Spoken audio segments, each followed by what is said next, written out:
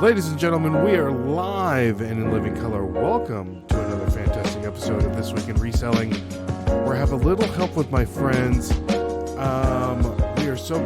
I forgot the intro. I don't have it in front of me. It's all right. Hold on. Take two. Take two.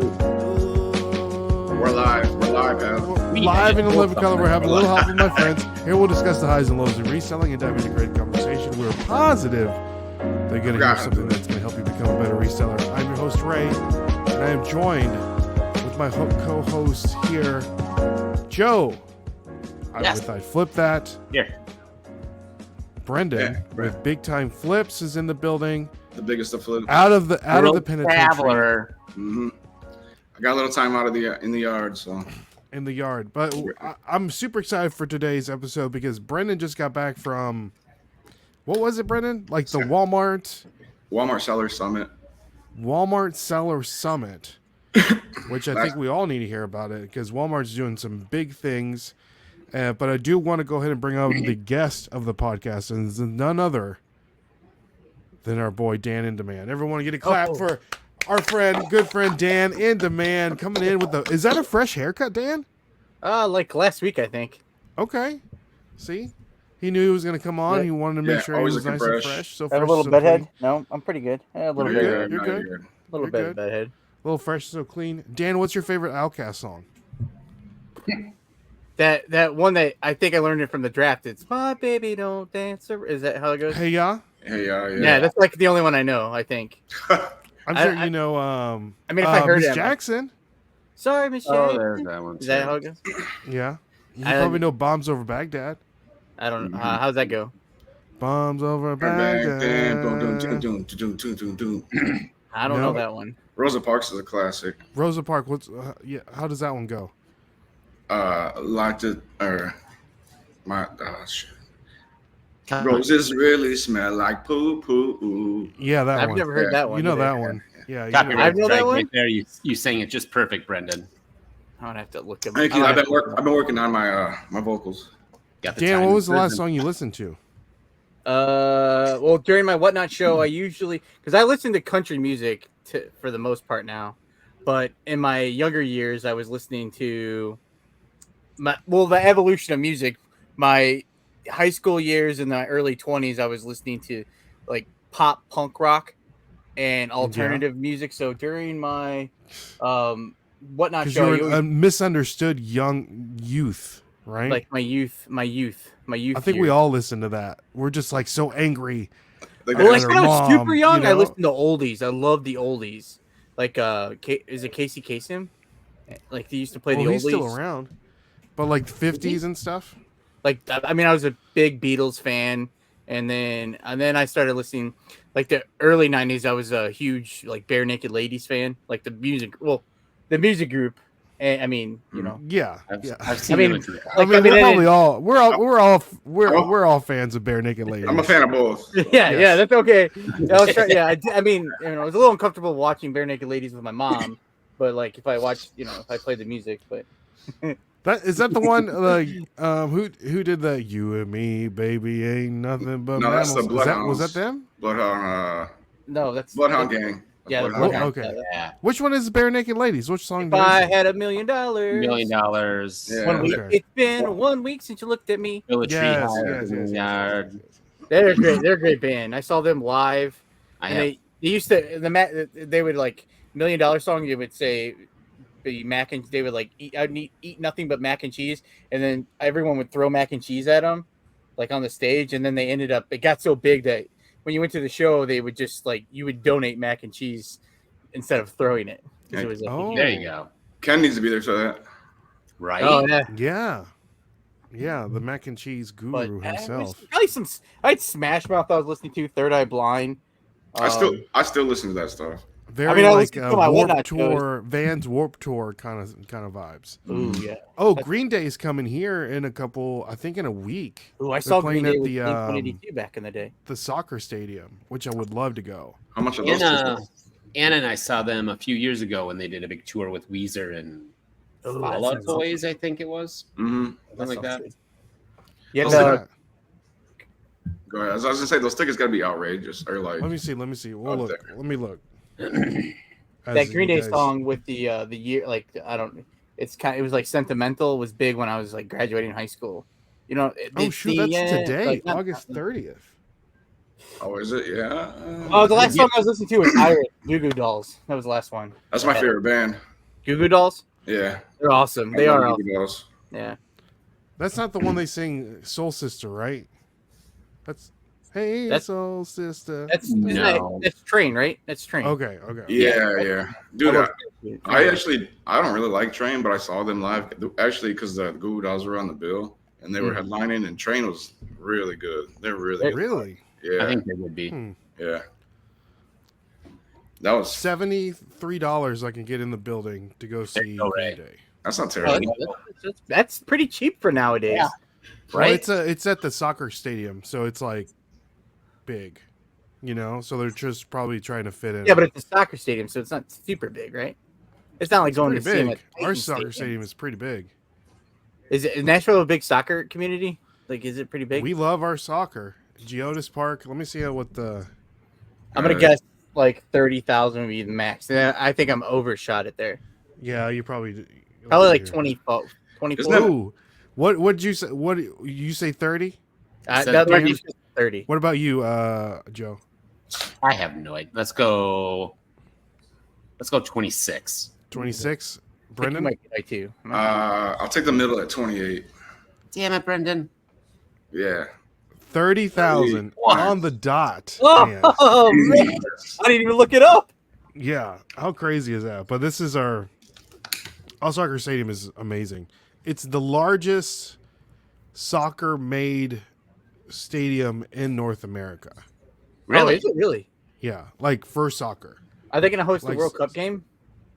No, it's not big enough for a World Cup. Not big enough for the World Cup game. Isn't that the arena like going to your church? Like, can't you see about going to your church? You can see it going to the bins. Oh, okay. I think that's where you saw it. That's where I saw it. It's like next to the bin. It's like close to the bins. Okay. So, but Dan, thank you so much for coming on. I appreciate you. Yes, thank you. Yeah. So Dan, real quick. So we're gonna play a little game towards the end of the podcast. So you guys stay tuned for that. We're gonna do a little skip or flip action. So we're gonna show you some items that recently sold on eBay, and you're gonna let us know if you would skip them or flip them. Okay. Okay. Like if you found them at a garage sale, a thrift store, or what have you. So we're gonna test your reselling knowledge at the end of the show. So you better get ready. This is the Bolo segment of the show. We're gonna see if we're gonna bring it back. So guys, if you like the skip or flip segment of the show, let us know down in the comments. But Brendan. Yeah. Yes. So Dan, we know that you're full-time. For the people who may not know you, Dan, because there might be some listeners, there might be some watchers, there might be some haters, there might be some tweeters and deleters that are watching you that may not know who Dan, the infamous flat-footed fella himself, don't know who you are. So please let us know, who is Dan in Demand? Well, my name's Dan in Demand, and I there's probably a lot of people that are listening to this that don't know who I am. I am a full-time reseller from Indiana, and I struggle every day with flat feet. I'm a flat-footed reseller. I should change my name to that. I sell mostly on eBay, but I sell on everything. I sell Poshmark. Well, I say I list on Makar. I haven't sold anything in there in like a month, and I attempt to whatnot, and I sell mostly men's clothing and like shoes. I've been doing it for probably 3 years, close to 3 years now, almost 3 years. Like October would be 3 years for me. Why are you sticking to the men's clothing and the shoes? Why not expand into something maybe a little different? So I mean, there's some people that come into reselling, they're like super good right off the bat, and they find a bunch of stuff, they learn quick, and it's been like a struggle for me to kind of. I came into it not really knowing what I was doing, and just started. I was buying everything, selling everything, and just kind of running. Didn't really know what I was doing at all. And then about the time I went full time, I just decided I really liked. I was looking for something that I needed more consistent stuff that I could find, and it's been clothing and shoes, and I've stuck with it for the last few years, and I just enjoy the process of it. I mean, it's a lot easier. Storage is a lot easier for me. I don't have a lot of space issues. and that was one reason just to jump in. Like I do find other stuff, and that's why I was trying to bring Whatnot into my repertoire of selling, because if I could get something, find it at I shop a lot at the thrift stores in the bins, but find it there and then come home and then flip it fast on Whatnot, so it's in and out of my house like that, instead of having it sit around and wait. And that's what I've been trying to do. But just like time wise and knowledge, I just went towards men's clothing, and then shoes are they're easy to find. Like you find a lot of shoes, so that's just what I've stuck with. Especially when you're shopping at the bins. Yeah, they're cheap. Yeah. Cheap in my area. The bins I pay $1. I think it's $1.59 a pound now. It's probably gonna go up to $1.60. It goes up like once a year. It's like $1.59 right now, and a pound. So you get a pair of shoes for $3, under $3. I get, because they're just about 2 pounds. So I guess a little over $3. And usually, a pair of shoes usually sells for $20, $25.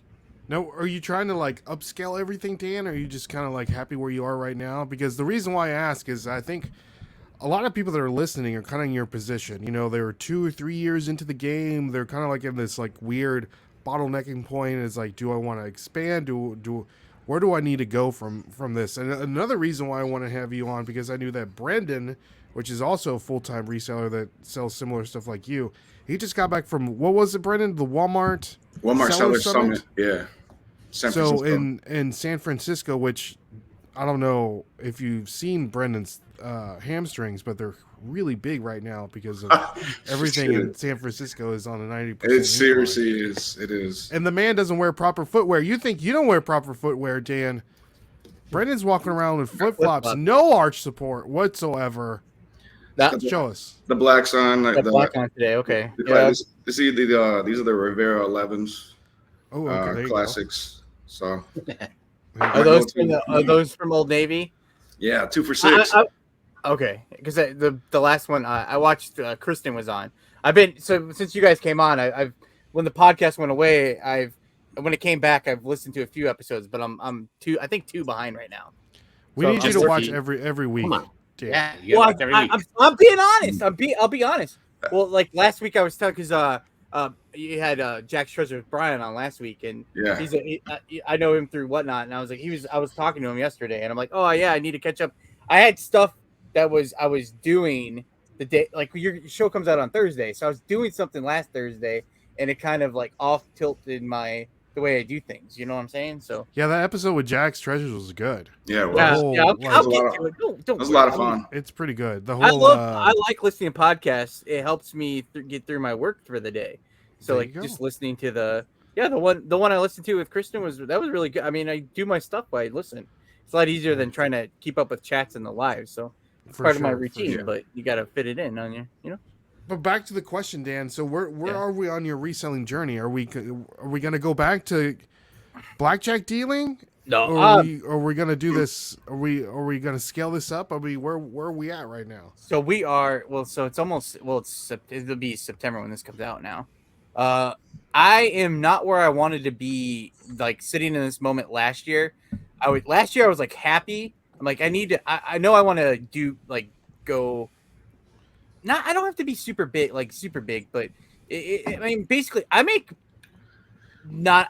enough to survive, but I'm always like stressed out about my sales, like constant, which I don't know if I'm ever get to a point that I'll be happy, but it's not like I'm like going to go back. But you don't know, I used to be a poker dealer and a blackjack dealer and a poker supervisor. Like I could go tomorrow and get a job in that field and make way more money than I make now, but I'll be miserable. Not that I hated doing that job, but it wasn't something I like doing this. This is fun. So I had envisioned just making more money this year. And part of it is your process is the way you do things, the way you list items and what you're listing, and you have to use your time wisely. And a lot of times I waste my time, and I hate the way I say it like that, is on Whatnot. I love selling on Whatnot, but I don't make a lot of money on Whatnot right now. Like, I mean, it's tough to make money on there for me. But I like having fun interacting with people, so I do it. But that time takes away from like eBay when I could be listing stuff on, like today I did Foodie Friday show. It's what my favorite show of the month. It's a food train. And I I did a half hour show. I made gross $68. And then I have food left over I'll end up breaking even probably, or I might lose a few dollars. But I have snacks now for the month because I didn't sell everything this month. Which it sucks, but I mean I'm happy. It's fine, but that time I could have been using to list on eBay and make actual money for my business. And instead, I might have I gained new followers. People might come to my Whatnot show later, but I've trying to incorporate Whatnot into part of my business, and it's just not been working for me. Like if I'm honest, I'll be honest. Like that's honest. I feel like you do it pretty frequently though. Like the Whatnot. Yeah. So like I did from June. I went on a trip in July, and I know Ray was pushing me to come to the reseller his meetup in Nashville at the beginning of April. spring. Mm-hmm. We were there, Dan. We were there. Maybe coming up next year, Dan. This year, Dan, if Lord willing and the creek don't rise. If I tried to do a few meetups, and it comes down to just like money for me sometimes. Like I don't make money to go. Like I don't make. I mean, I hate when I say it like that. It's not like I'm like about to be homeless or anything like that. That's not the issue. Like I've been doing this almost 3 years. Like if you're not, I mean, I'm not saying I'm a successful person, but you made it almost working a regular job. That's a good thing. Yeah, and I'm but I can't just spend my money on a trip. So I promised. I went to the 127 sale, and I got invited to another meetup that was around the same time as the Nashville meetup, and I couldn't go to that. And so the guys that I do the podcast, I do Reseller Leftover podcast, and Jimmy and Joe, they're both going to that, and they wanted me to come, and I just couldn't afford to go. So I promised I would go to the 127 sale.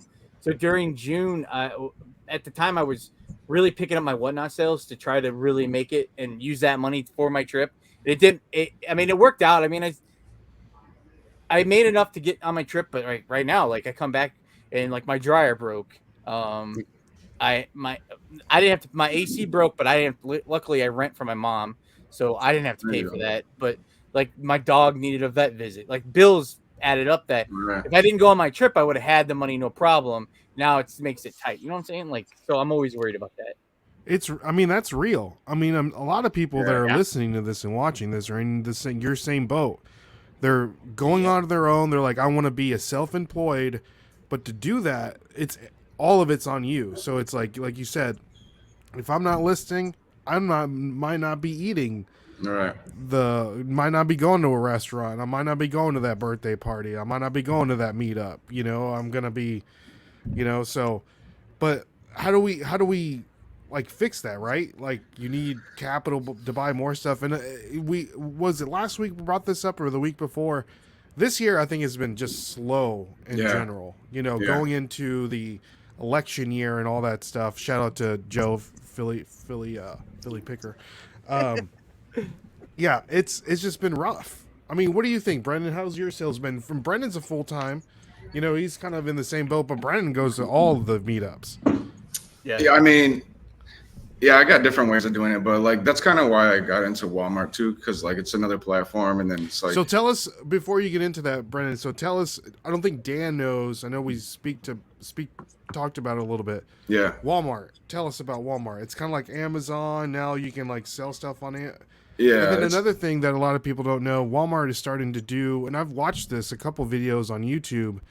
You'll be watching a YouTube video, and then like a little thing on the bottom left, you'll see like buy this Pokemon pack at Walmart. So you can like click on it.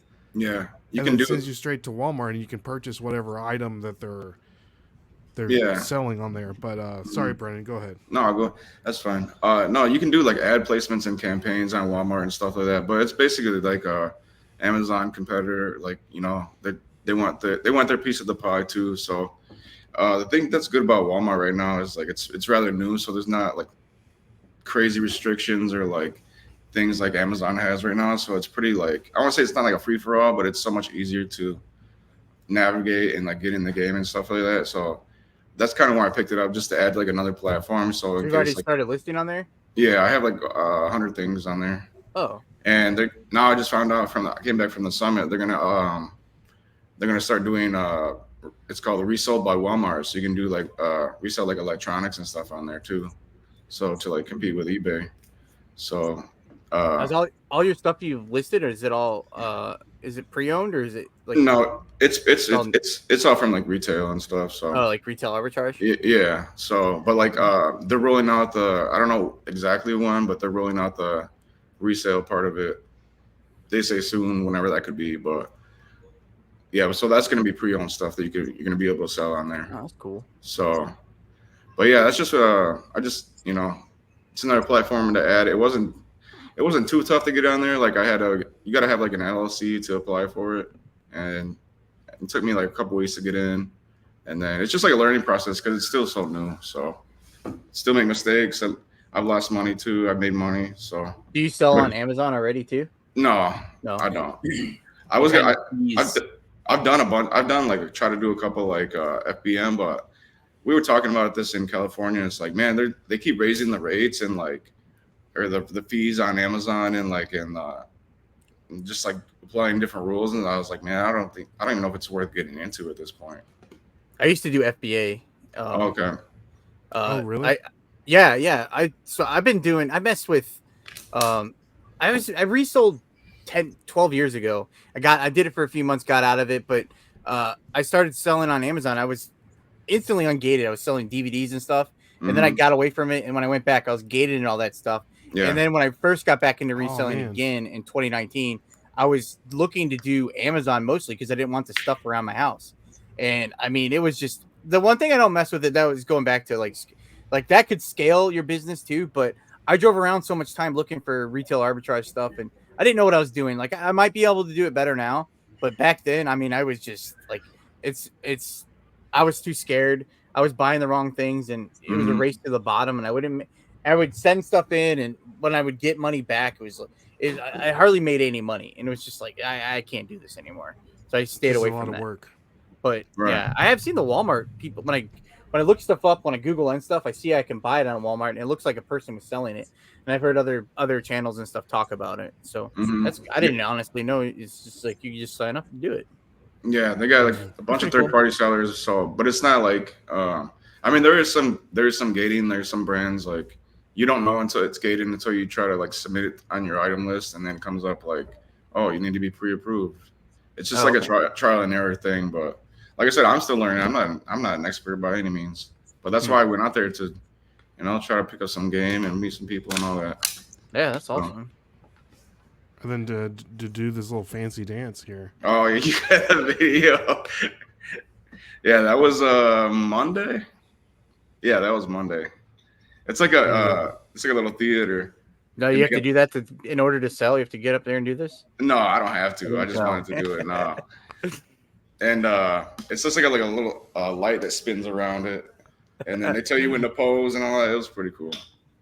I've seen those at like birthday parties and stuff. Really? I bet that's a good gig. Yeah, you can like rent them. They have those on the streets of Vegas. You can get it down there. Do they? I've never seen them out there. I saw them when we were out there a few weeks ago. Yeah. Oh, really? You should have done it. I should have, because it would have been cool with all the casinos around it. But yeah. So, Brendan, what do you think you learned when you went out there? Like, what kind of piece of information? I think like the biggest thing is like just what's to come. Like I said with the resale thing, like they're still getting the pre-owned. That's pretty cool. Like I didn't know that. I had no idea they were doing that, but it's just like more of like what's to come. They're expanding into markets. They're gonna be in. So now I can apply to sell in Mexico, Canada, and Chile. Really? Wow. Yeah. So I'm gonna be doing that this week, and it's basically like you put your items up, and then excuse me, they do like everything from like conversion rates and like language translation and all that stuff. So it's like a few clicks and you're in. Yeah, that's pretty cool. Yeah. So especially when they start, being able to sell pre-owned stuff, that's going to be a game changer. Anything pre-owned, Brendan? Like clothing, like books and stuff, or like do they have like certain categories they're just sticking with? I don't know if it's anything because like they had a little booth and it just showed mostly like they just had electronics up there. So I just imagine that's what they're starting with, but that's probably just the beginning. I don't know if it's going to be clothes or what's to come after that. So But I mean, just another opportunity for resellers like us to sell on another platform, make some money. Yeah. Get in the game. So I'm definitely excited about that. Do you think, Dan? Here's a good question, and then Joe, you can answer this as well. I feel like eBay, or maybe just because there's so many different other reselling platforms, and I know that the District's a thing that now that people are selling on. Do you sell on there, Dan? I'm a part of the Reseller Information Network. They have one-stop shop. I list some stuff on there. Not a whole lot. I've been really bad at listing on there, but yeah, I've sold a few items on there. I'm thinking about applying to join a couple other ones. The Dibbed It. I've been watching there all week. Like the live selling on there, they've been Commonwealth Picker. He's been on there every day. Like they're doing. It looks like they have. I mean, massive amount of people in there. Yeah, in the lives. I'm in there. I just don't sell. I'm approved. I got approved to get into it, but I'm not. I don't resell on there at all. Just buy stuff on there, Brennan. No, not even that. Like I thought about selling, but I was like, man, I have never even done a whatnot. I just feel like the average person on the street, like if you were to go, like Billy on the street, right? Mm-hmm. If I'm walking down Broadway in Nashville and I stop 10 people and ask, have you heard of any of these reselling platforms? I'll say Amazon, eBay, Mercari, Etsy, District, or whatever. I think the people would say Amazon, maybe Etsy, eBay. Maybe eBay. I just feel like eBay's losing so much market share considering all these different reselling platforms. Especially with District people, if you said District to someone, they might not know what that meant. But if they're there for, because you can be so niche down in there, for it's like sport cards or Pokemon. I'm sure there's Pokemon it'd be like whatever Ray's Pokemon Club or whatever. And they'd be so niched into that. They'd be like, oh, I've heard of that. And who knows how many sellers they have. Like for cards, I'm in a few box brace clubs. And there's just so many people in there that, they wouldn't know District, but because it's has the appearance of being whoever already cut out. He's like, he didn't like what I was saying. Like I'm completely done with this. He's like, oh, I'm sorry, I didn't make That's the reason we're here, Dan, is because Ray. We're trying to. Yeah. Well, so like, Dibbed It. I'll use Dibbed It because I didn't apply to do Dibbed It because it's the Trash to Cash guys, Kevin, Carey, and Dave. Their marketplace. They're doing pop culture stuff, and I didn't even think to apply because I don't sell pop culture things. But I'm watching the live shows. I'm like, this is the same stuff I sell on my whatnot shows. Like I can sell this. I mean, I'm not saying I'm forced, like I have to sell on there, but yeah, it seems like a spot to be. Do they have a lot of people in their shows? Yeah, I was watching. I just started watching this last few weeks because I was hanging out with them on 127 sales, and they were doing Dibbed It every night, and then they did this co-hosting thing. It's pretty cool. So I've been watching that. Yeah, they've guys who didn't have who I don't think have huge amount of followings. They had 20, 30 people in their shows last night. And like for me, when I did a whatnot show last night, and it was a card show, and I had 3 or 4 people in my show for the whole they look like they're doing way better than I could have done on whatnot. So I feel like so many people are doing cards now, like within the last few months. Like I came across some cards, and so I was like trying. That's what I've been struggling with on whatnot is I sell in the garage sale category, and if I try to sell just cards as one listing on my garage sales, no one wants them. So like, let me try a show. Like, and that happens when I do Hot Wheels. If I do, I'll have a lot of Hot Wheels, like a small lot. No one wants it, but if I did a Hot Wheels show, like they'll sell. But I don't have an abundance of that stuff to do a show at all the time. You know what I'm saying? Right. Yeah. So that's what I struggle with on those live sales anyway. Like Ray, you do electronics. Like, I mean, there's a massive amount of people like coming for electronics, and it's all electronics. Yeah, I'm getting like I'm to a point now that I'm getting I wouldn't say the word priced out. Oh. It's just there's so many big companies coming into the electronic category that I'm just getting washed out. Oh. Like my like they're bringing like iPads and like cell phones and stuff that they got the buying power to buy, and I'm like trying to sell these like new unbranded headphones, and they're on there like every day. Yeah. So I'm getting like a little bit washed out. So I got to figure out what we're gonna do. Maybe we're gonna have to shift some things around. But it gets to a point to where you have bigger companies doing that kind of stuff, where you get, I don't know, they got more followers, more buying power. They could do a show each and every day. Like, I see that in the clothing too. Like, really, I originally I wanted to do Whatnot because when I went thrifting, I would find I would find like a T-shirt or something that would be $1 or $2, and I'm like, oh, I could sell this today for like $3 or $4 on like just double my money today, and like it's not worth buying to sell on eBay, but it would be worth selling on Whatnot. So that's what I was trying to do. Like that was one of the things I was trying to do also. So it was kind of that, and then but when you go on there. Men's clothing seems I was like viewers. There's like not that many viewers for it, and then when you do watch the people that are doing it, like they're starting stuff. They have like just a massive amount of things, and it's just they just have more stuff than I have. They have access to more stuff, and they can run it for less than. I mean, I'm assuming they got it for less than I can get my stuff for. So they kind of burned burned me out from wanting to do that. That's where it's. I don't know. That's where you gotta get to like into a category like super niche or like and attract the people like freshly worn shoes. And like get those people in there that always ask on eBay, hey, have this been worn? No. Right. Can you wear them real fast? Freshly worn shoes. Yeah. I guess it's just I don't know, man. It's just I guess I go through a love-hate with like the live selling. Like I'll have some really good shows, and I'm like, oh my gosh, this was 10 times easier than listing. And then I go through a spurt where it's just not going so good, and you're like, why am I doing this? But I'm like, yeah, I did have fun. I do have some fun. Like I've had some crazy shit, like just fun shows where I've done wig shows where I did it's like it's SNL Raid Train. It was fun. I got to play a character. Like it's fun. It was fun, and I sold a few things, but it really it was like I just had to take it as it was kind of fun. It was fun to do it, but I didn't really make it. Probably wasn't part of my business for the day because it didn't really make me any money. Probably spent more time putting it together. It is tough. I know that you just got to keep plugging away, and just it really is more. Right now, you really got to bring good stuff that people want. And just.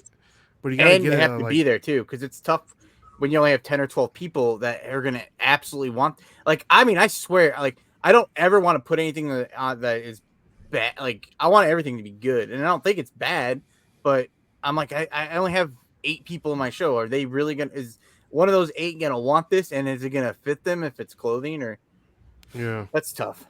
Clothing is tough. But there's no returns, all right. Like if you do clothes, there's no returns. Yeah, but just like if you have 8 people and you have a size large shirt, it might be a sweet shirt, but unless they're a reseller, like I had people where when I first started, I was pretty consistent with my clothing for a while, but I had a guy who would like badger me about my prices. I'm like, oh my god, this is like a $3 shirt. He's like, if it was $1, I'd buy it. I'm like, well, what do you want me to do, man? You get those guys. You just gotta ignore them, But because he's buying a resell, I looked him up, and then he's a reseller, so he's just trying to buy it for me, so he could sell it for $3 or $4 on his show. Like it was just that's what it felt like all the time. It was just I was getting a bunch of resellers, or then there's it's my friends would buy all my stuff from me, and then I feel awful because I honestly. If I sell something on there, like if it sells, I'm happy it sells. If it doesn't sell, I'm not gonna like jump out a window about it.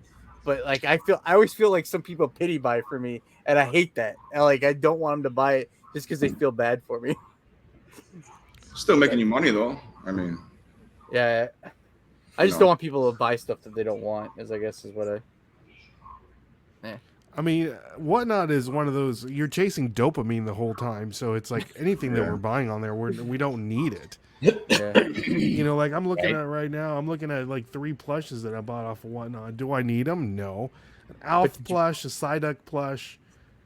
and Ooh, Elf. like a teddy Classic. bear. Oh, I buy so many plush that I don't know why. I ended up buying it because I want it. I get it, and then I put it in my show, and then I lose money on it. But I'm like, at the moment, I'm like, I really wanted this plush. I don't know why. Yeah, you want to win, but yeah, I think Whatnot's getting a little tough for us. But I don't know. I still like it. We still make money. We still make really good money. You know, That's considering what we find, which is good. But it is getting tough. I did that Pokemon show that I really liked enjoying. Maybe I'm gonna start doing that more often and make some okay money on there. So, but again, Dan, to your point, the majority of the people that bought stuff were my friends, so I do feel bad. It's like, you guys don't have to buy this stuff. It's not like you're forcing them though. I get To that. buy it, you know. Yeah. Yeah. It's just in my head. I'm like, you don't really need this. Yeah. I mean, we all got a bunch of stuff we don't really need, but we have around. That's the American lifestyle, right, Joe? Like, It Ray, is. I have like a little collection like you do, but it's like random stuff. Like I have like and it's stuff I get from the bins. It'll be like I have a huge like Vlasic pickle stork from the 80s.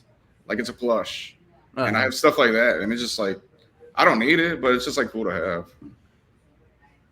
Nice. Wow. Nice. So what about Etsy, Dan? You sell on there? No, Like at all? no. I haven't just I have an account. I just signed up for an account. I think last year, I bought my mom a Christmas present off of Etsy, so I signed up for an account. Do you sell on Etsy? Brendan does, and he kills it. I heard it's been killing, but you still pay to like list something? It still costs money to list. So like when you post it, it's 20 cents to list it, and then it renews every 3 months. And it costs 20 cents every 3 months. Yeah, but I mean, like obviously, like when you sell it, you got like your seller fees and stuff like that. But it's always 20 cents to put it up. Oh, okay. So Yeah, that was one of the reasons. That was my reasoning for not listing it to that. Was my only 20 reason. cents. And then it was just I didn't want to pay to list it on there. yeah, And then I've just never. I cross list and that's what I struggle with. eBay's my number one, and then everything else is like if I'm focused on cross listing, it's fine. But the second I'm like, all right, I really want to focus on it's like I can only do two. I can either do eBay and cross list, or it's eBay and Whatnot at the same time. If I do Whatnot, there's no chance I'm cross listing, so then I'm not selling on those platforms. Right. And then I mean, it might. I'm probably I cross list with Vendu. I'm assuming I could probably do Etsy. I wonder how easy it is. I wonder how easy it is. Yeah, it's with Vendu, it's like you gotta like with Etsy on Vendu, you have to like you have to not register, but you have to like make a shipping account within your account to put it on Vendu. So like when you list on Vendu, it'll say like what shipping do you pick, and then you go to your little account and click it just so it knows. But it's only like, other than that, it's only like 5 clicks. It's like how much does it weigh? What do you want to ship it with? Like what category? It's quick, real easy. Yeah. So I guess it's worth trying. I don't even look on there if they have the stuff that I sell. If it's the same kind of man, I sell like mostly mall branded like just like bread and butter clothing. Like I have some cool stuff here and there. Like but it's just kind of like today I'm shipping out like a Tommy Hilfiger sweater, a Peter Millar sweater, a pair of Adidas shoes, and a pair of. Do you keep up with like the latest trends, Dan? No, how do you do that? Gen Zs, man, they're loving like the early 2000. Yeah, like I noticed that. I mean, I noticed like some of the jeans and stuff. I don't know how to keep up with trends, but like I'll look everything, and most of the stuff I comp when I look, and then I decipher if it's like, oh, okay, yeah, this will sell. This should sell. Like bootcut jeans bootcut jeans are usually a pretty good winner. Like men's jeans are guys get a pair of jeans they like, and those are the jeans they buy. So like, I mean, those are usually a win-win. And then I just told you, like I sold a Tommy Hilfiger, which is not like a great brand. Like it's not a big seller, but it's a sweater, and it was a size 4XL. So like, when I'm gonna buy that, I'm like, I mean, most of us are, If you're not like a bigger size, people are gonna buy it. It doesn't matter. Like I'm a big guy. I don't care what the brand is, as long as it's comfortable and it fits me. I'll buy it. I don't care if it's Yeah, Tommy like the Hilfiger. big brands. But like a for the- medium Tommy Hilfiger shirt is not gonna probably sell. You're gonna sit on it forever. So, but It's no, crazy. No, go go ahead. ahead. No, I I was don't gonna, go with trends. I was gonna say that it's crazy to me. Earlier, you said that like you sell men's clothing because like the process and stuff, and I feel like that's a lot of like why a lot of people don't sell clothes is because of the process. Like you got to list it and hang it up and measure all the inseams and all that stuff. Like I do. Is that your process, Dan? I have a I bought a I used to struggle with this a lot when I first started.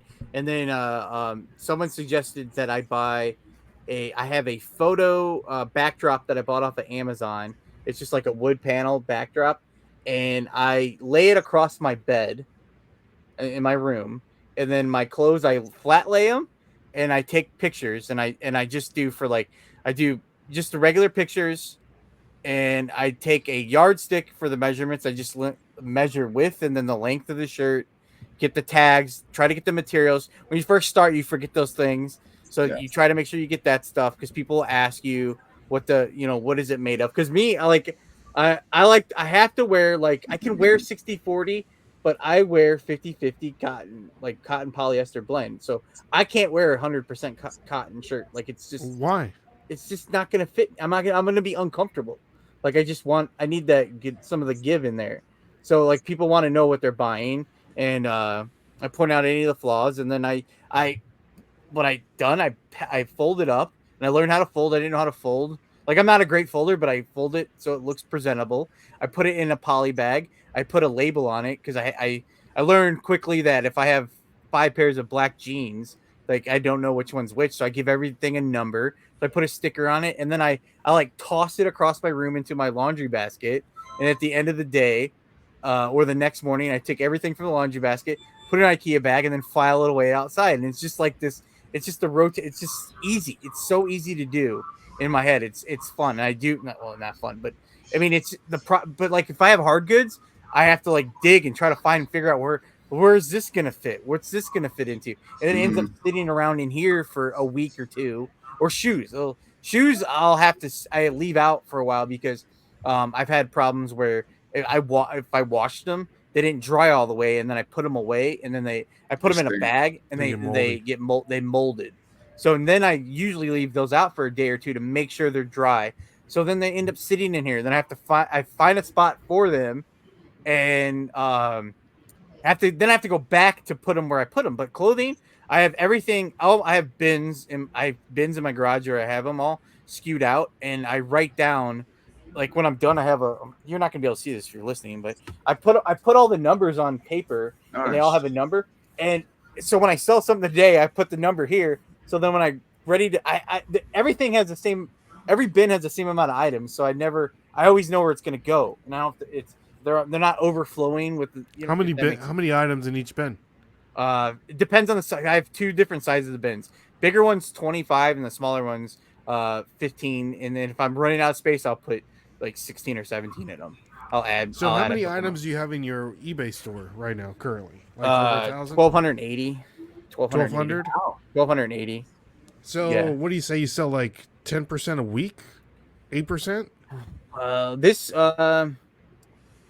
probably on a good week. This week's gonna be bad because I've been really bad listing this week because I'm doing a bunch of whatnot shows this week and I've been focused. I'm doing the bracket challenge. I don't know. Are you in the bracket? You're on Paul's team. Yeah, I'm doing that. So Monday, right? Yeah, I'm on Monday. Yeah, so this will be out after I've already probably won. I'm assuming I'll win, but I'm the first one of that, and I'm so scared to do it. I've been just like crazy thinking about that. So 4 or 5 a day. So 4 or 5 a day times, I mean, there might be say 6 days. So 30 items, 30, 40. I sell like 150 items on eBay a month on average is my average for the month. So what is that? That's like 5 a day. 5 a day. Yeah. That's about what I have. That's pretty good. And then I'll sell. My Poshmark was doing very well for a long time. Like, I mean, for Poshmark, I don't know if you guys. I mean, you have like what 50,000 followers on Poshmark? Yeah, like 12 or 13,000, I think.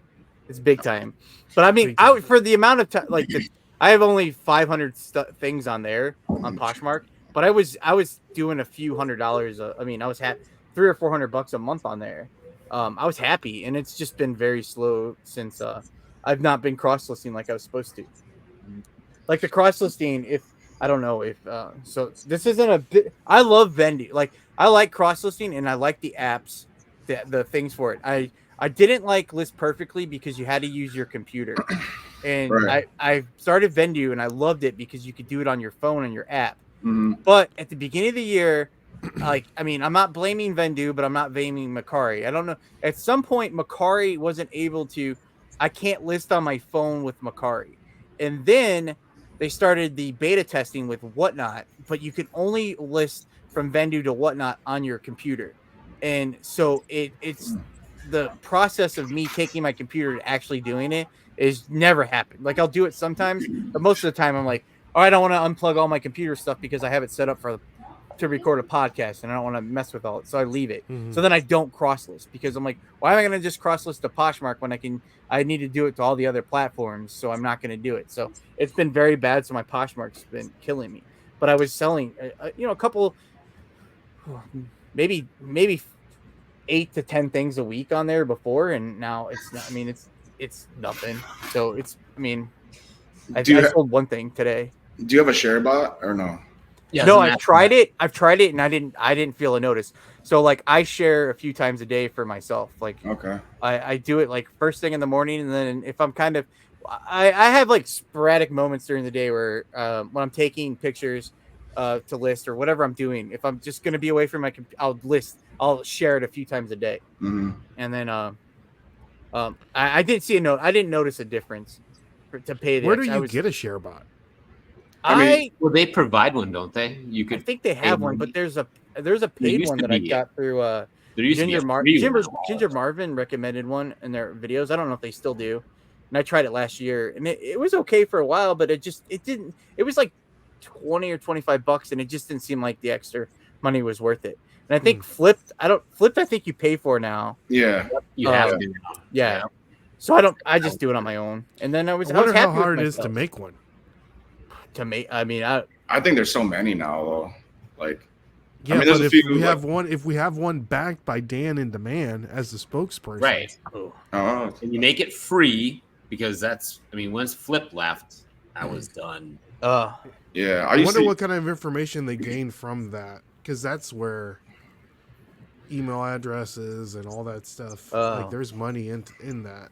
I used to use one, and it was good for a while. Like I noticed a difference, and then I'd turn it on every day, and then it would still I'd share it, and I'd still wouldn't get any sales. And then like Dan said, I just feel like it wasn't worth the money, so I stopped using it. So I just checked. I got like 130,000 followers on there. On Poshmark? Yeah. Jeez, man. And wow. Let me double check to make sure I don't. Maybe I've got a bunch of them. I know about it. I don't here and see how many what you got. And I don't share like on my own as much as I should because I'm doing other stuff, 22,000. I did it. I do it more. 22,000. And I saw it was something once in a while on there. So I'm just trying to figure out a way where we can get Dan some more money. That's why I brought up Etsy. I mean, what about some digital downloads of some sort? And we put them on Etsy. Like we just had Joe's daughter Anna on last week. Mm-hmm. She does these crochet patterns that you can download from Etsy, Dan. Maybe like some sort of like instructional, like what are you doing, Dan? I'm sharing my closet right now. When I opened it up, I was like, I'm I'm sitting here doing it. I'm sorry. I was looking. I wanted to see how many followers I had, and then I was like, oh, let me share what. Maybe like some like how to play, like how to be successful in blackjack, like digital booklet or something that we can provide. People hate me because they suck at blackjack. Just play. What is it? What do they call it? What do they call it? I don't even know what they call it now. It's the way you're supposed to play. That's the way you play. I don't know. What? You don't split aces or eights. You see. I don't know any of that stuff. Yeah, I don't know. Double down. Never take insurance. I know that. Bet. Right. Never take insurance. It's sucker's bet. What does that mean? Like if you There's an have ace showing to blackjack the and then the dealer. dealer shows an ace, you can get half your money or you get half a blackjack payout. Blackjack is 3-1 on your money, right? 2.5. Shoot, I don't even know all this. 1.5 times your See, money. Dan, One I don't and a half know times. this stuff. I would love to buy the How to Play Blackjack We'll have to remember by it Dan all. and Demand. That's what I've been out of. Like, so then I did like blackjack was it's been so long, and then I did like 12 years of poker. But I've been out of poker for like 5 years since March of 2020, and I haven't played since last year. So most of the people I worked with at the casino, like the times we hang out, we're going out to lunch or dinner, and then playing like cards and stuff and gambling. And every time they invite me, it's very hard to get me to go because yeah. I'm gonna when we did gamble and play together, I wasn't crazy with my money then, and they're all gamblers and nuts. So I would just like basically be giving them my money. So to get me to go, I didn't want to go because I didn't want to spend the money. And then we were going back to earlier. I very rarely go out to eat anymore because it costs so much money. So I don't want to spend my money on that, and I just cook my meals at home. What's your favorite restaurant to go to, Dan? Like if it was your birthday and we had to take you out somewhere, where would it be? Oh man, we're rehab. Applebee's? Chuck E. Cheese. I do like Applebee's. Dude, Chuck E. Cheese pizza is underrated. I'm telling you. I haven't Fire. been to Chuck E. Cheese. Chuck E. Cheese had those what is it? Those what do they call them? The Uber Eats, the like ghost kitchens. Like the DoorDash or what? Yeah, so like if you go on there, they'll have like some random pizza company you've never heard of, and it's like from Chuck E. Cheese. Really? Oh wow, I didn't know that. Yeah, like they do that a lot. Like here, there's several wing places, and they come from like Buffalo Wild Wings. Really? Oh wow. So it'll have like some other wing name, and it looks like gourmet and all this stuff, and it's just coming from Buffalo Wild Wings. Well, how does that work then? So do they pick it up and then that driver's got to go and dump it in a different container? So it doesn't say I think Buffalo no, they Wild put them in the Wings on it? container there at the restaurant. Oh, the other place? Oh, It's like gotcha. Mr. Beast, right? Don't the Yeah, exactly. So they'll have like just like a clear container or something, and they'll put it in a like unmarked bag or whatever. You know, like a regular You restaurant. think you're getting great stuff, but you're just paying up for Yeah, Wild Wings. Buffalo Wild Wings. Really? yeah, pretty ghost cool. kitchens. And some Ghost people are kitchen. even running ghost kitchens out of their house for a little bit until There you go, Dan. until There was they a figured it out. Instagram. They had like Instagram people would buy because I used to do going back to what places I would eat.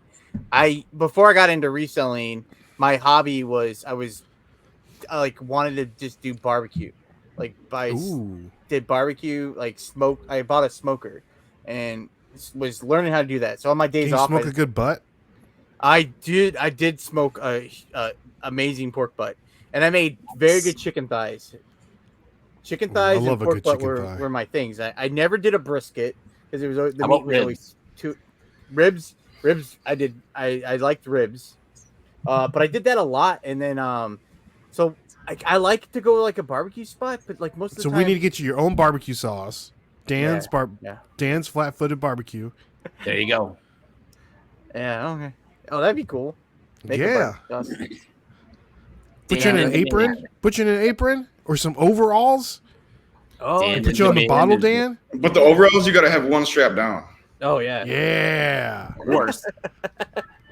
But they had I would do like potlucks at work, and I would bring like pork butt or something, and then people would be like, "Oh, you should sell this or something." Or I would make like a bunch of chicken thighs and take them and give them to people because that's what I just did on my days off. And I had so much, and I noticed on Instagram people they would sell like a meal. They have like commercial kitchens where you can rent because I looked into it before too because I thought it would be kind of cool if you like no one has time to make a dinner. You could like make like start a business where you make dinner for people and then sell it to them. Like, but I don't have a commercial kitchen, so like you can rent a space and do it. Like if I made like a barbecue dinner and sold it to people, and you get like a client list, and it's like very very new and thinking about it. But I saw there's like Instagram people would they would make stuff and they would sell it right from their house, like an Instagram kitchen, and it was like a pop up. It was like a pop up kitchen.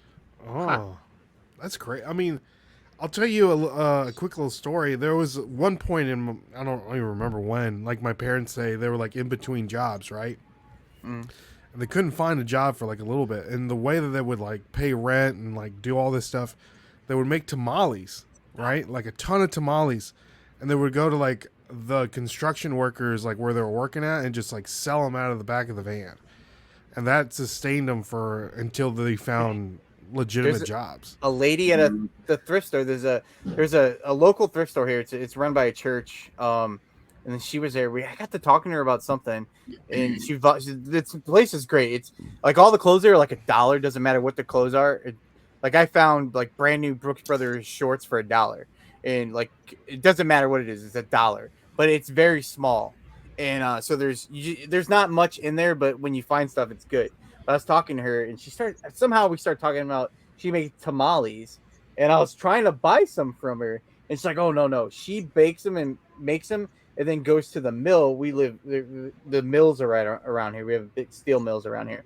She goes there and sells it to the guys on lunch, and that's how she's like, oh no, they're like made like everyone she makes are sold at the mill, so she doesn't have any room to make extras, so she can sell it to just like. Sure, she does. So just go to the mill, Dan, and pretend you work there. I should. You already got the overalls, Dan. One today. Exactly. Right? Yeah. Give me a dozen of them. Give me a dozen pork. Yeah. So what was your favorite restaurant, Dan? You never answered the question. So commercial, we don't have a bunch of like local spots around in our area. This is What's your all. favorite? I'll probably pick Texas Roadhouse. I think.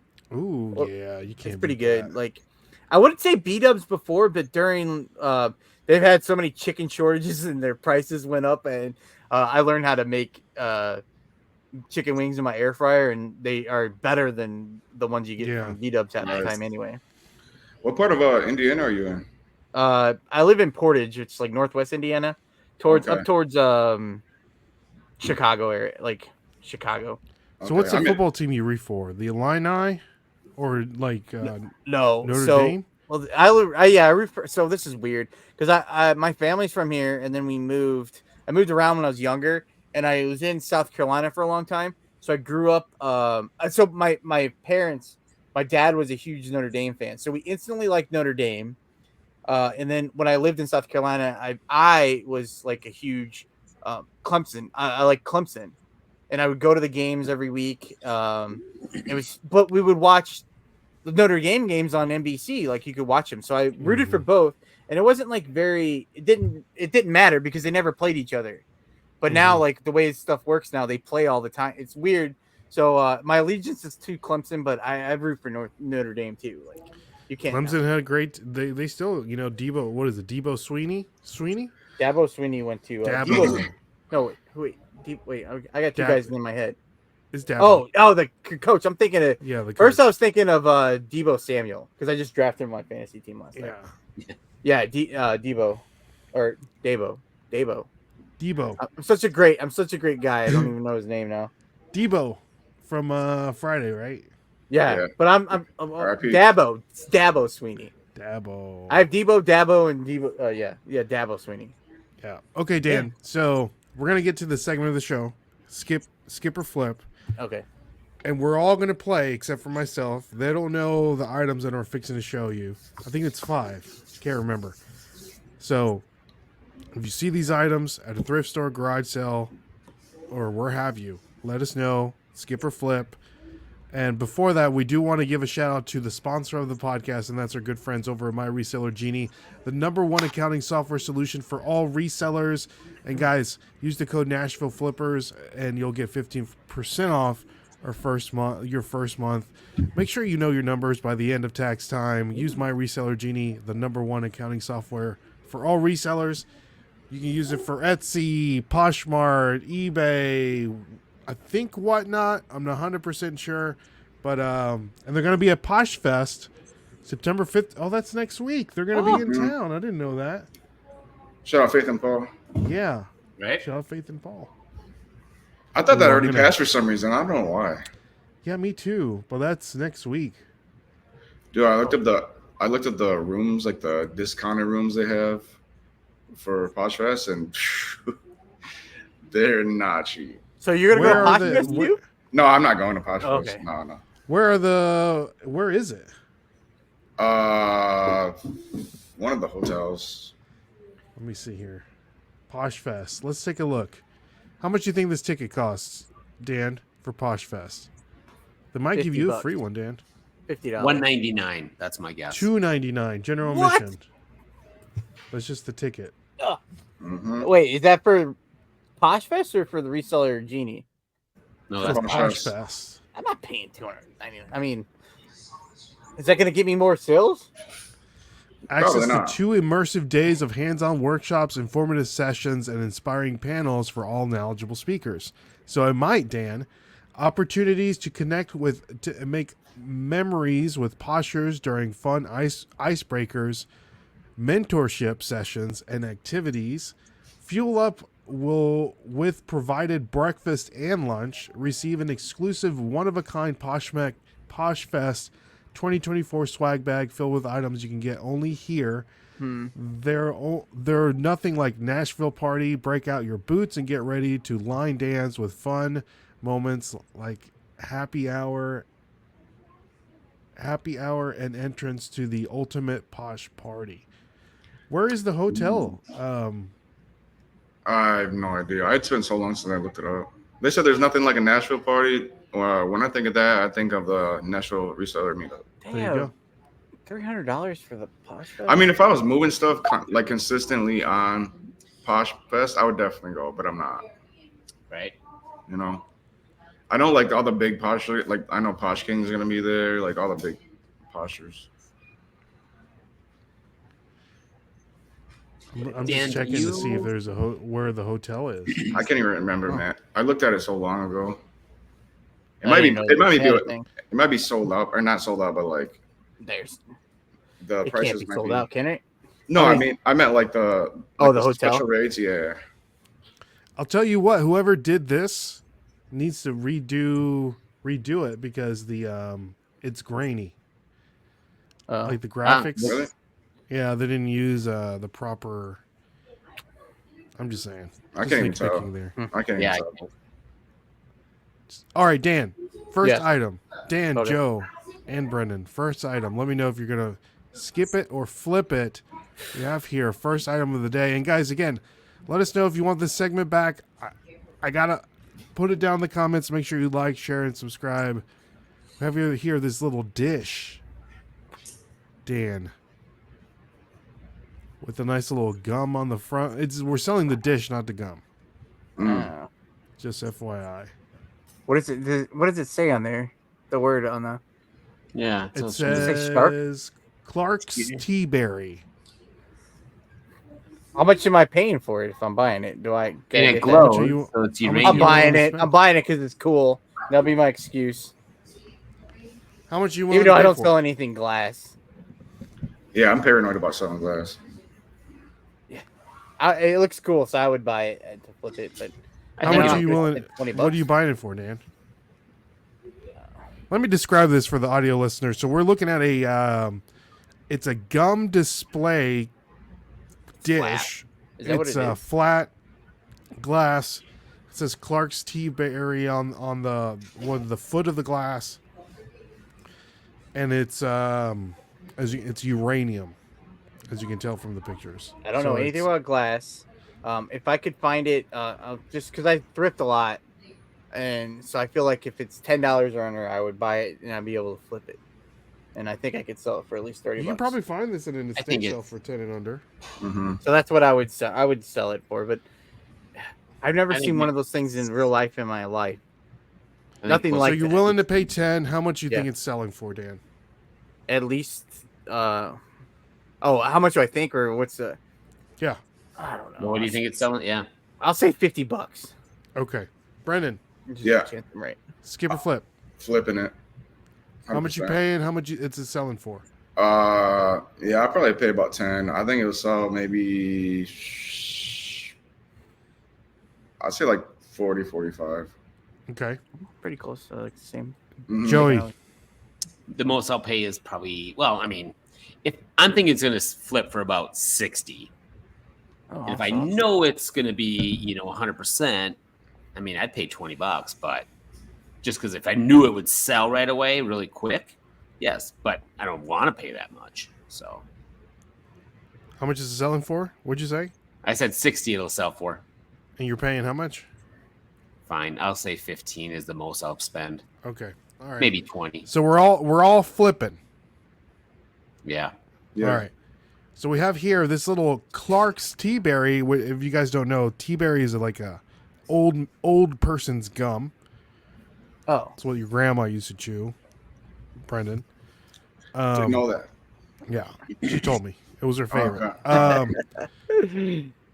$225. Oh man. Wow. Is that brand a bolo or what? What's that? Is that brand a bolo like the? It's the gotta Clark's be. Tea Berry. Well, I think the thing that it has a lot of things going for it. It's vintage, of course. It's uranium glass, and it's advertising. Yeah. Okay. Yeah. So it's got a lot of things going for it. It's sold Mount Juliet, Tennessee. That's weird. That's like right down the road. So It says the gum glows. The gum does not glow. Plus, it does say that the gum glows. well, it's saying that you get the stand plus gum, and then they probably don't have. Glow. And then Okay. It says it glows. Oh Okay. yeah. So I have a question, Ray. Do you know? Do you do a lot of uranium glass? Do you know?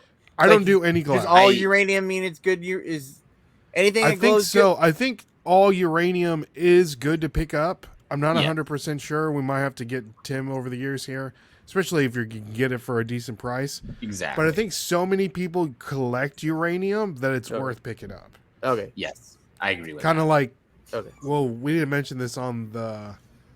Well, the girls at the consignment chat talked about the glass, Joe. So I don't know if we can bring it up or not. Right. But They did bring it up in their little talk, so yeah, but we might not bring it up. okay. We got a bolo that we might share with you at the end of the show. Dan. I already forgot what it was. I know you. You did? Talked about it. Thank Yeah, you, I already Brendan. forgot. Thanks for listening. Yeah. Thanks for listening. All right. No problem. So everyone gets 1 point. Next one up, Dan. Oh, this isn't good. So Dan, while he's looking up, do you usually hit thrift stores or do you go a lot of garage sales? Where are you finding your stuff? This year I've really I used to do mainly thrift stores, and then I do the good. I'm like 20 minutes from the Goodwill bins, so I try to go there a lot. And my thrift stores are generally only when it's 50% off sale now, because the prices are if I'm just like, I like to thrift anyway. So if I'm bored or if I'm gonna go out, I'll go thrift. Except there's a Salvation Army that has 50% off and a 25% off sale all the time. So I'll go there almost every week because I can. I use it like an average buy cost for all my items. So between finding stuff it's 50 and 25% off, I can get like a decent average buy cost. I try to have like $5 average buy cost, but if it's not a sale, I might be around $7 for my items. So I'll do that, and I just kind of go when I need stuff. Like, I'm a big person. I get stuff and I want to list it, and then I'll go back out when I don't. So I usually go out like twice a week. Okay. So I might go one time to the bins, and then I might go thrifting one time, or I might go twice to the bins. But like I try to spend as most time at home listing and getting pictures and taking the list, and that's how I think it's a grind. I think this job's a big grind. Yeah. So you gotta put in that work to, like, It is. Yep. and then that's what I. How's your bins? How's your bins down there? Because I'm in West Michigan, so I was thinking about making the trip. I think it's pretty good. So I go to the one in Gary. Yeah. Like I haven't been there in like probably close to a month. I Okay. think. Yeah, because I'm 2 hours from there. I'm 2 hours from Gary. There you go, Brendan. Road trip. I find good stuff. Like and then I've met like a listener of our podcast I'm on. I met, and then like from seeing the stuff he finds, because he knows like a lot. He'll know a lot more than I do. Like, I mean, it's good stuff. Like, I mean, I'll find good shoes and all kinds. I mean, I think it's good. But there's times I go and it's like, oh my gosh, this is awful. But I'll have days. If I'm doing good, I'll go back. I'll keep going back. Right. Like, all week, and I might have a good week, and then I might be dead for a week. But Mhm. Right, because you got It's enough wor- stuff. All right, gentlemen. All right. Next one we have here, the video game Spec Ops: The Line for the Xbox 360. I'll start with you, Joe. Okay, good. I'm gonna skip. Skip. Why? I don't know. I mean, some of the isn't the like first person shooter games, they're almost like a dime a dozen. I mean, How do you know if it's a first person shooter? Well, looks like it. Could be third person. Spec Ops. Spec Ops. I don't know. Spec Ops: The Line. I've never heard of it. I mean, I've I heard of Spec never Ops, have but I've either. never seen that game. I don't know. Every time I you're look up skipping. those kind of games, they never have a Okay. All right. higher rate Brennan. or higher price. I'm gonna go flip. Why? Because it's rated mature and it's by 2K. Is 2K good? Yeah. I mean, yeah, but like I've never seen a game like that kind of game made by 2K. So Oh, yeah, I'm gonna flip that. All right. Danny. I am going to flip it also.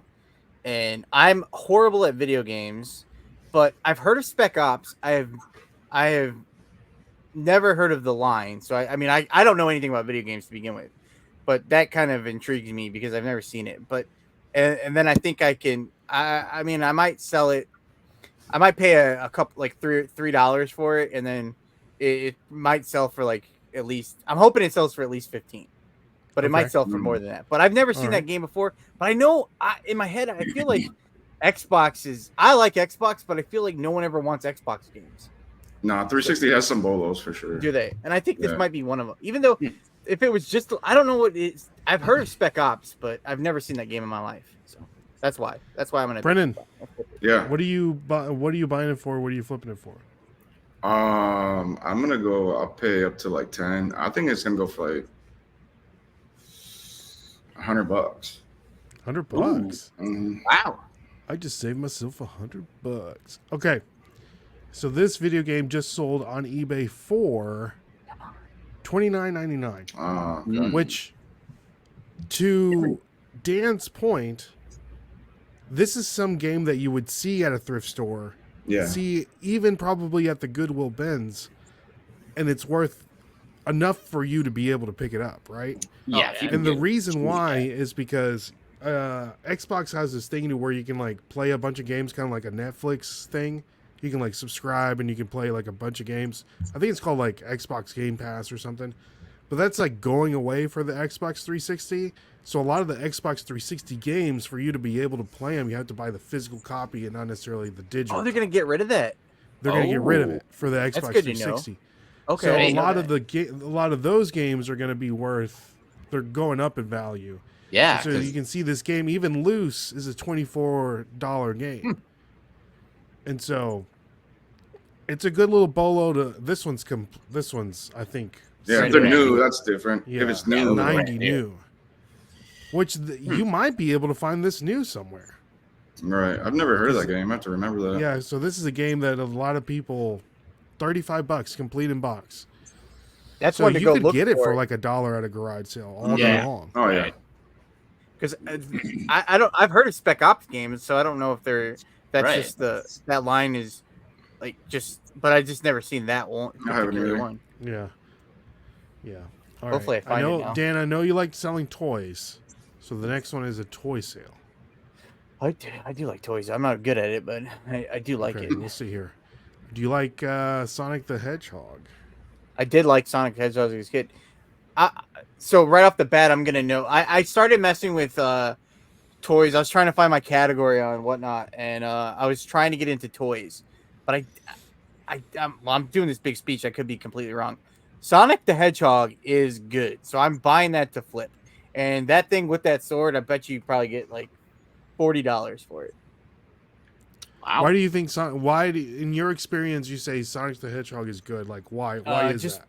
Just from paying attention to, you can't you have to use your own information. So the same people listening to this, but I listen and watch a bunch of YouTube videos and stuff and podcasts and stuff. Who are you and then, watching? You're not watching us. Yeah. I told you I'm only like 2 episodes behind. That's pretty good. Not even our individual channels. Yeah, Dan. Yeah, Dan. When was the last time you watched my game show? When's the last time you did the game show? That's I good. have watched the game. I love the game show. I like the podcast. Okay, Ray, when's the last time you put a movie out? I'll be honest, Brendan, I haven't seen a video of yours. I'm sorry. Yeah, I'm so sorry. you don't Dan, know. I put a video out every Tuesday. Every Tuesday, I watch some of them. Like this isn't that. When's the last time you watched my videos? Every day. When's the last time you put out a video, Dan? Almost a year. It's been awful. Yeah. Well, it comes down to time. If I quit Whatnot, I can make YouTube videos. But I'm there every Tuesday listening to a podcast or recording a podcast. Put out on Wednesday. Hey, this isn't all right. I'm sorry. Whatever. You're fine, Dan. I feel bad. I wish I could watch everyone all the time, but I don't get anything done if I just do that. So, but you guys have a listener. I'll listen to the podcast. I'll probably check out the video. Yeah, thank you, Dan. I am addicted to certain people. I'm not going to name drop people, but I'm addicted to listening to the same people that I listen to, and that's one of my problems. But there's some people since I've started, I've just gravitated. They've been. This is so sad. I'm not going to tell you who they are because it'll be so sappy. But they are like my mentors. Okay, who's your mentors? No, they're just people that I've just. How can we be mentors? I like to watch people that I just like. I can relate to them, and they're Are you saying that we're unrelatable? I'm not saying that. I mean, okay, I'll tell you. We are, though. No, this is not anything. I do watch some of your videos, Ray, but I'll tell you how you're not relatable to me. Is that you have an office space where you go to, everything's nice in there, and you go to work there on your reselling business. I'm surrounded in my junk all the time. Like I'm just surrounded in it. You know what I'm saying? Dan, you'd be my number one fan then if I did a video because I talked to Nicole and I got it all over the place. Joe's in one of his summer homes right now. Mm-hmm. I don't even watch everyone that I used to watch all the time, and it's just I don't have time. I have a block of time that I watch, I watch some YouTube, and then to be honest, like I've been doing this for a while now, that I go nuts and I need like a space for it. That's a big reason I don't do videos a lot anymore either, is because I'm worried about my reselling all day, that I don't want to worry about having to make videos on my reselling all night either. Like, you know what I'm saying? It's nothing against anyone. You got to get away from it sometimes. But I like the background. Like during the day, I mean, this is has nothing to do with anything. No, but during the day, I have my routine. I will listen to Pat McAfee show about football and sports and just goofball stuff all day. And then I have my moments in the morning. I listen to podcasts, and then I might listen to some podcasts later. But usually, it's in the morning before 11 a.m. is when I'll listen to a podcast. You get up at like 3 a.m. Yeah, but in the morning, first thing in the morning when I'm having coffee and stuff, if I'm not addicted to binge watching a show, I have allotment time of shows I watch on YouTube. But at some point, what shows are you binge watching right now? Right now, I don't. So right now, I've been watching a lot more YouTube. Last week, I finished. What show did I just finish watching? I rewatched White Collar. Never heard of it. It was a USA show.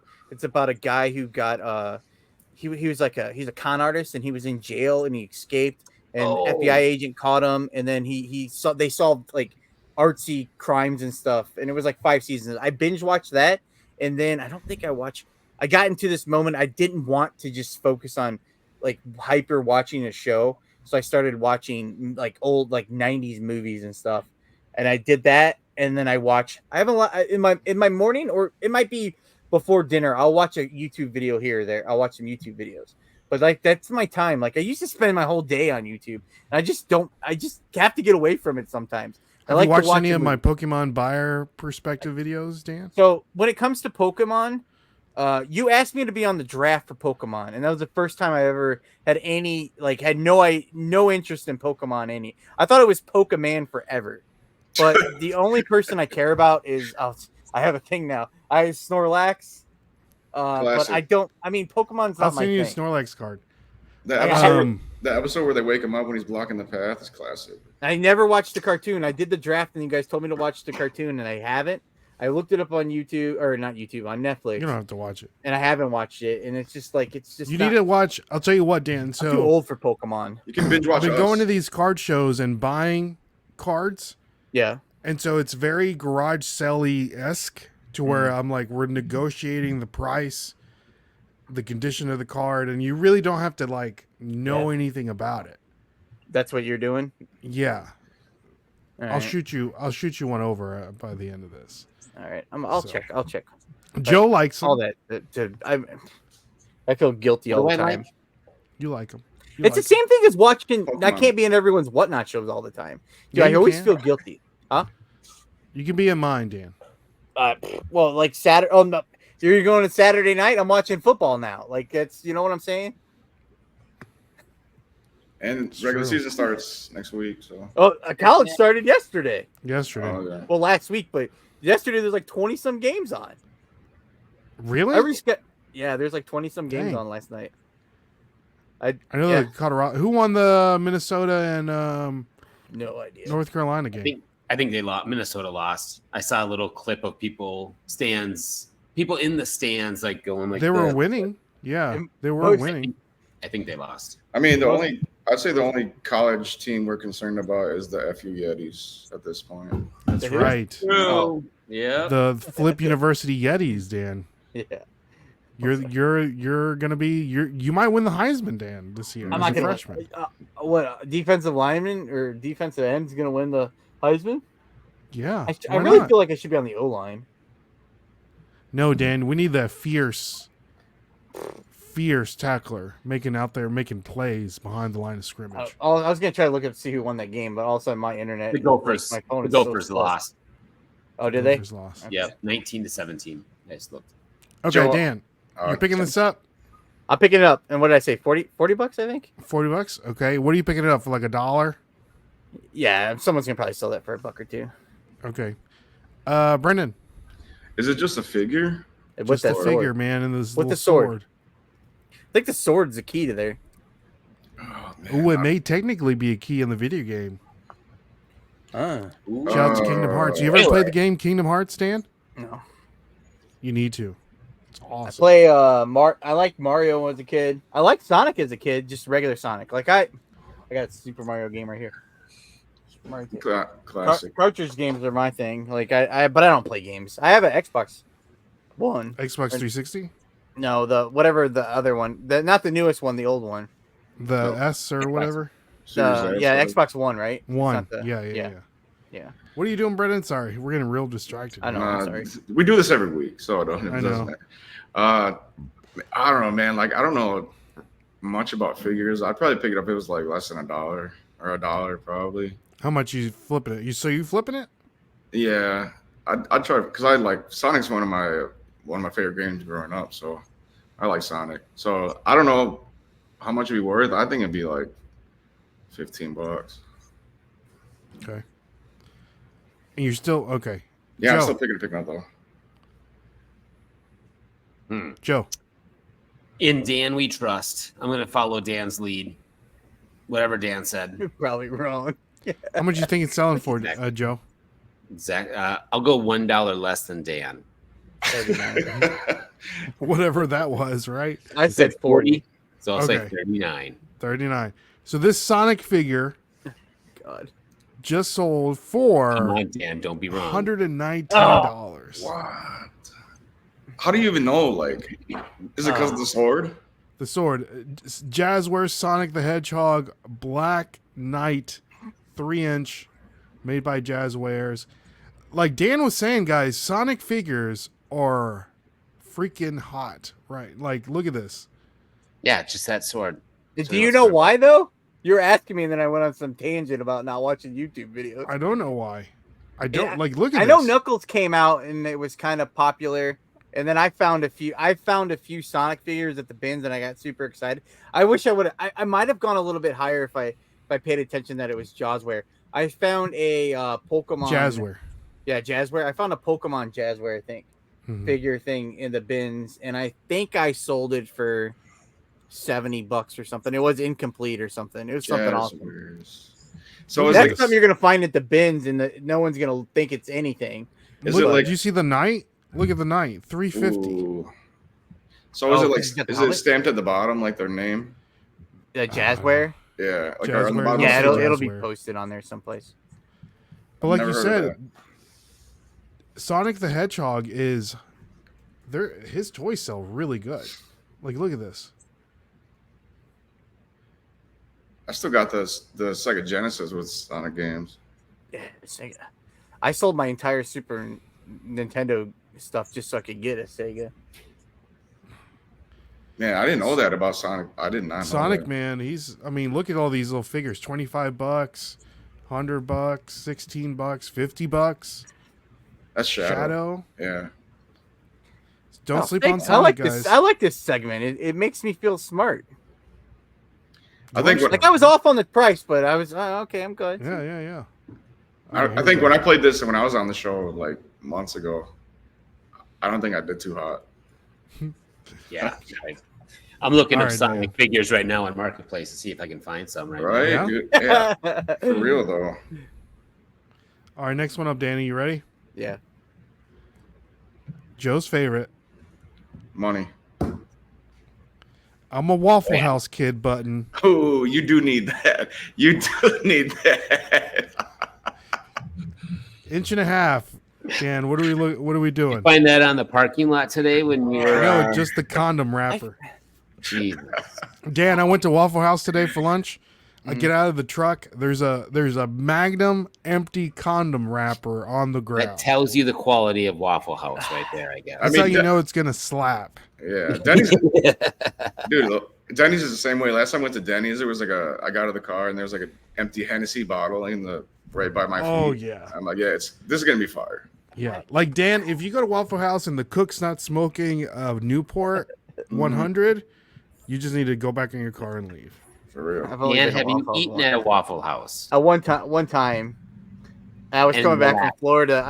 from Florida. I had burned my feet, and I was wearing flip flops, and the pain in my feet were so bad. But the waitress, she stepped on my foot.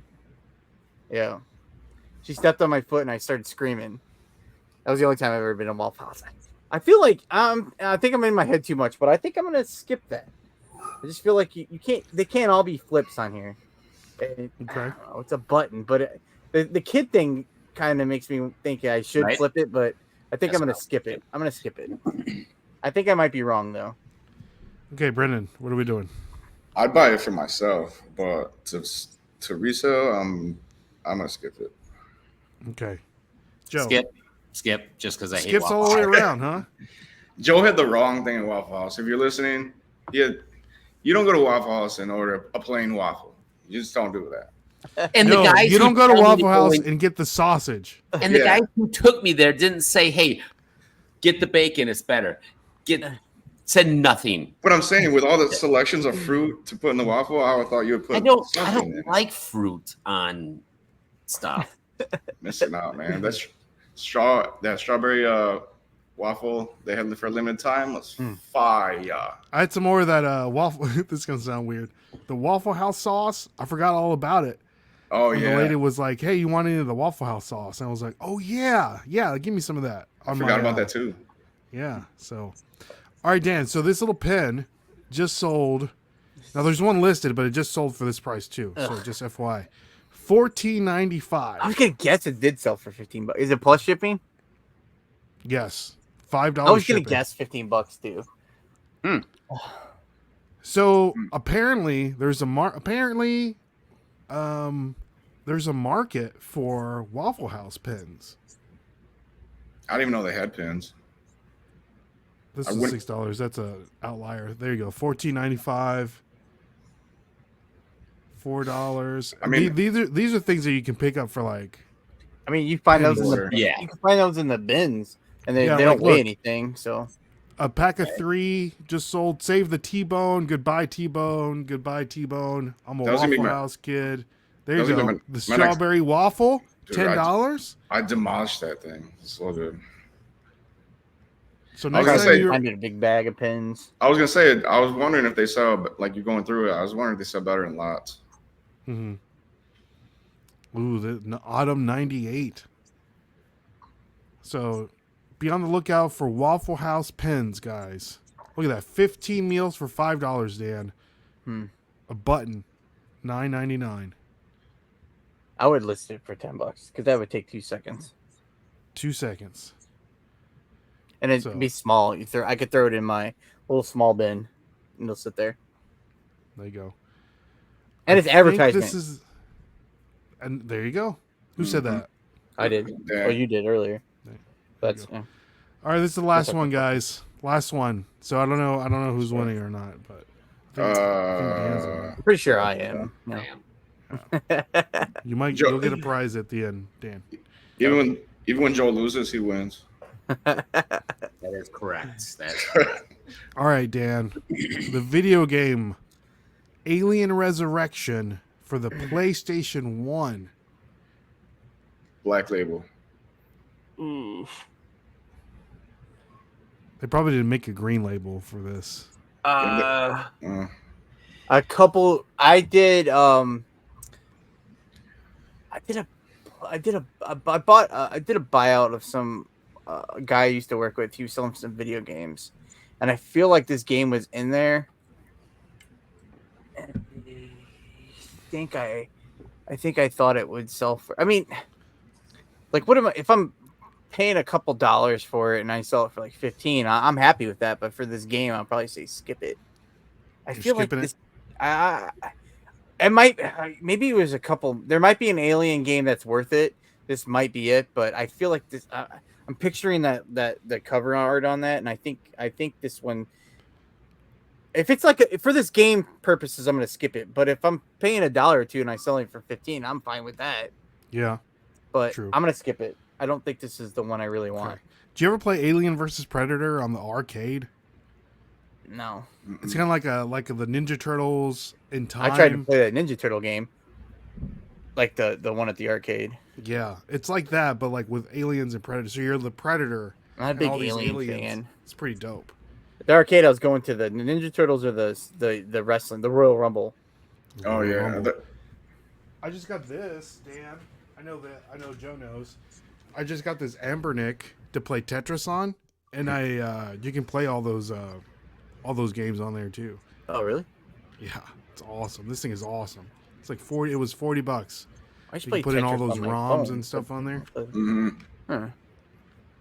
So that's pretty cool. Sorry, I got distracted. Joe. I'm gonna flip it. Alien movie came out. People are loving it probably. Oh, there's a new Alien movie came out. Yeah, I know that. Romulus or something like that. Romulus. I'm gonna say $79.98. I'm going with the Walmart tactic. Take the couple cents off. Dang right. Roll back. Roll back, baby. All right, Brendan.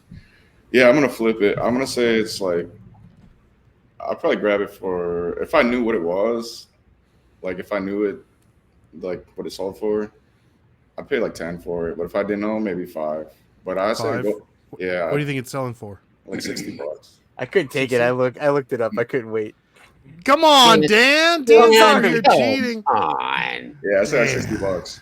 Wait, everyone answered. I'm not cheating. I'm not going to change my answer, but Dan, you're that kid that couldn't wait till Christmas morning. You would go around your parents' closets and all that stuff. I would take it 6 days from school. That was me. Yeah. I would take it. This off. I'll just go off. I did live in Minnesota for a little while, and I remember one year. I lived in Austin, Minnesota, and that was the first NBA game I ever went to. Was a Timberwolves game, and the Timberwolves are I absolutely love the Timberwolves. And I went to school. No one at school liked the Timberwolves because they sucked. It was the early '90s. They were awful. And was that the KG? It was before. It was before Christian Laettner, Isaiah Ryder. Was it Joe Smith? He was there. This is before that too. It was. I remember because I was a huge Duke. I'm a Duke fan. So Christian Laettner, I was so excited, and then Isaiah Ryder was there. Isaiah Ryder was the man. And I went there. It was during when they had the All-Star game. It was like 93 or 94. I was at the dunk contest. Okay. I was watching that at home, but yeah. Joe was in the dunk contest. I wanted a starter jacket, and I got a Timberwolves starter jacket. And I stayed home from school. I pretended to be sick, and I searched for the starter jacket, and then I wore it all day long. while I was sick, and then put it back in the bag, and then put it back in my mom's closet.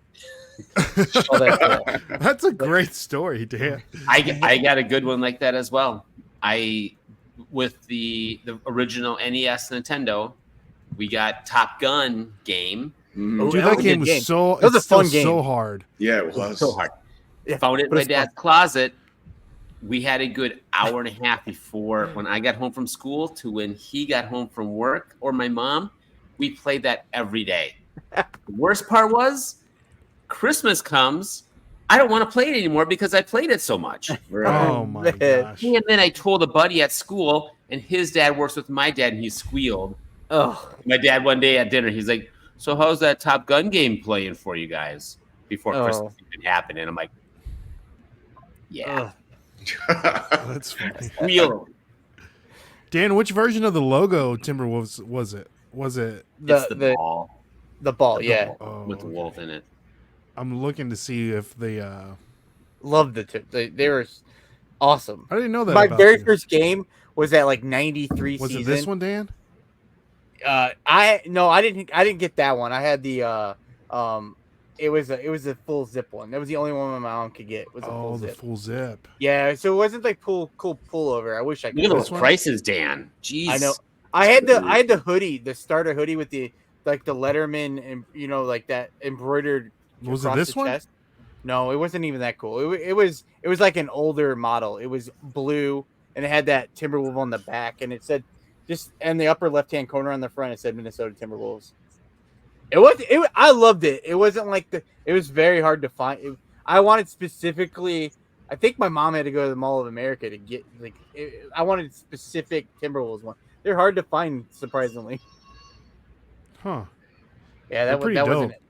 Those are Yeah. all cool too. Yeah, look at those prices. I What's sold all those. what's the women, the The Lynx? WNBA team that's there? The The links. Yeah, it's just like a bootleg version of the Timberwolves. Like the logo looks the same. Yeah. But okay, so Alien Resurrection sold for how much, Dan? Well, there's some that sold for like 80, but some are up in the hundreds. $99. Oh. That's probably a good median price for it. Yeah, I was. And it helps that it was at the end of the PS1 life cycle too. Oh, was it? Yes. Okay. Yeah. Not that would have helped me, but Which that's a good point, Brendan, because the Nintendo Switch is getting to the end of its life cycle. The new Nintendo Switch 2, I think, is coming out next Christmas. Oh, is it? Okay. So, Really? video games. I don't know if it's going to be backwards compatible or not. If they were smart, it would be. But I think that's going to be a bolo too. what, all Switch games? The ones that are like Coming out now. like during Oh, like the new system comes out, because usually people don't buy those. Like for example, Zelda Zelda Breath of the Wild for the Nintendo Wii U Hmm. is worth some money because Oh, okay. it was the launch title for the Nintendo Switch, but it also came out for the Wii U, but nobody bought it for the Wii U. Right. So it's like super highly collectible because they didn't make a lot of them. But yeah, all bolos today, guys. he tricked us, or he tricked me. Yep, he did. Mm. All Well, bolos Waffle today. House one, Dan, that you was- learned something today, Nobody didn't you? wants Waffle House. I did. I mean, I thought I knew. I learned that I didn't know more than I thought, but I don't know as much as I was thinking.